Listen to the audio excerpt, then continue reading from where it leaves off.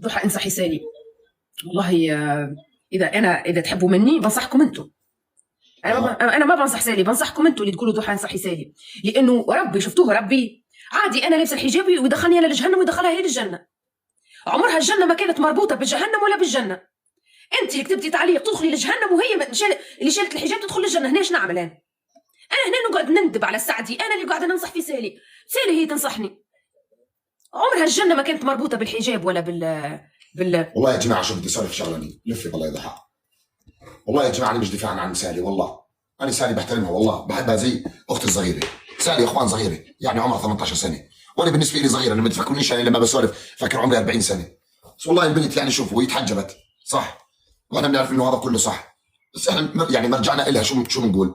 الله يثبتها. اكيد. يعني انت لما تروح تغلط عليها ولا تسب عليها، انت شو بدك تستفيد؟ ولا بتستفيد شيء.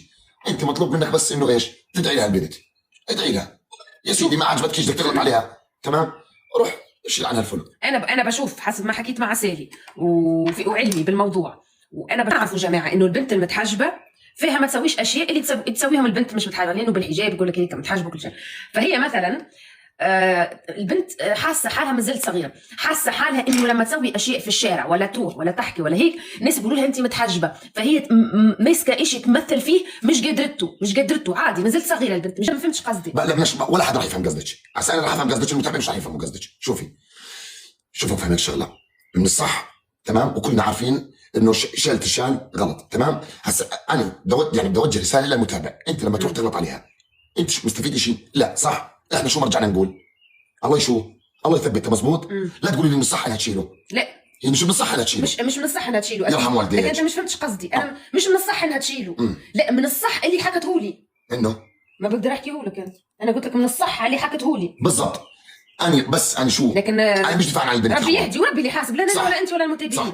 انا مش دفاع عن البنت، لا بس والله. كلمه واحده، اذا هي نزلت ستوري ولا نزلت صوره انها شالته بس نكتب ربي يهدي. يرحم والديك. هاي لا نشتم صح. لا نسب لا نحكي ولا شيء صح. لانه ميكس لو بعطيها تعليق اشتمها ربي بيحاسبني انا وما بيحاسبها هي. مزبوط. فهمت؟ انا لو بكتب لها تعليق انا بداوي نفسي ساعات. خلص انا بكتب لي تعليقات سلبيه بداوي حالي. والله انا مش دفاعا عنها ولا والله، بس انا بقول لكم والله يا اخوان، والله الله يثبتها بس. اكيد والله يعينها يعني. والله صراحه انا يعني البنت بيجاها كومنتات سلبيه، وهذا الشيء من غلط انه يجيها كومنتات سلبيه. يعني صغيره المفروض اللي بروح يغلط عليها مش تروح تسبها، المفروض انك انت تكتب لها كومنت حلو.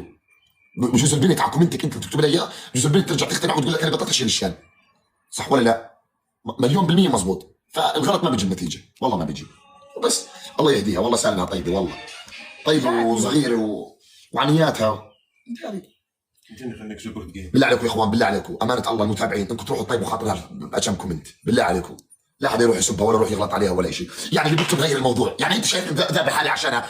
لا الفانزات تبعيني لا تكتبش غير الموضوع. بقول لك انا مش دفاعا عن البنت، لا تكرز امي غير الموضوع، بديش غير الموضوع. ايه انت غبي ولا بتغابى؟ بقول لك البنت من الغلط انها تشيله.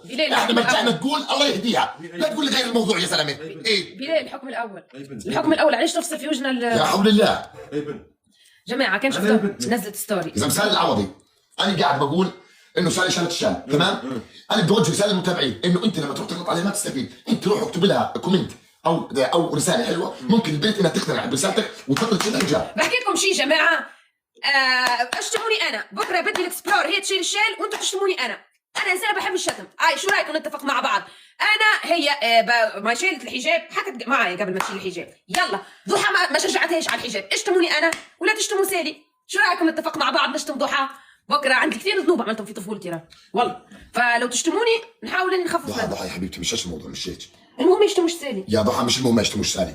انت المفروض تسولف العدل، انت لا تسولف السوالف. العدل مش احنا نحكي عليه. صح انا ما بسولفش على العدل. انا بس تفكيري وقناعتي من جوا انك لا تروح تغلط على البنت. انت تكتب لها كومنت او رساله، ممكن البنت انها تقتنع وما تشيل الشارع. دخل برا هذا هو وجهه نظري.